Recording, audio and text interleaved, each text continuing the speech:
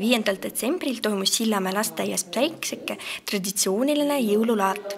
Laat algas toreda esinemisega, kus lasteaia tublid lapsed kõikidele külalistele lõbusa tantsuga jõulutunnet sisse võlusid. Laudadel lõhnasid ahvatlevad maiustused, koogid, piparkoogid, muffinid, vahvlid ja palju muud põnevat, mida tublid lapsevanemad valmistanud olid. Jõululaadal oli väga palju tähelepanu pööratud käsitööle. Müügilaudadelt võis leida ise tehtud mänguasju, ehteid, jõulukaarte, jõulumeeneid. Foajees toimus meeleolukad töötoad, millistes osalesid kõik soovijad. Lasteaed tänab kõiki laada külalisi ja vanemaid, kes aitasid kaasa ürituse korraldamisele ja toimumisele. Sillamäe lasteaed Päikseke soovib kõigile kaunist ja muinasjuttulist jõuluaega. Oleme väga tänulikud kõikidele laada külalistele, erilist tänu soovime avaldada kõigile vanematele, kes aitasid kaasa ürituse korraldamisele ja toimumisele. Täna toimub meie lasteaias Päikseke traditsiooniline jõululaat. See on olnud alati eriline sündmus, mis toob meid kõigi kokku.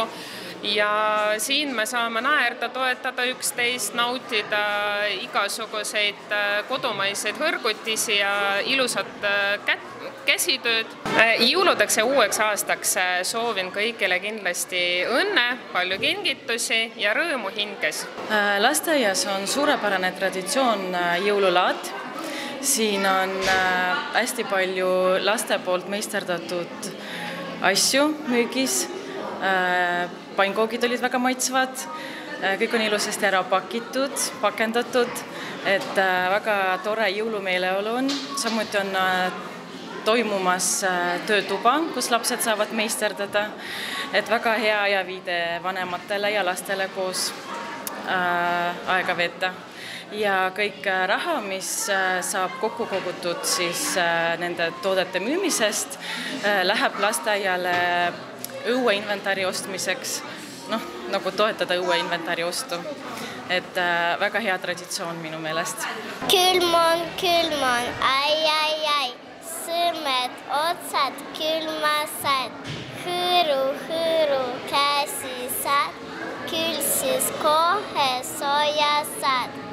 Külm on, ai, varbad, otsad, külmasad, hüppa, keeruta, küll siis kohe sooja saaks. Sooja tahavad minu käed ja jalad ka.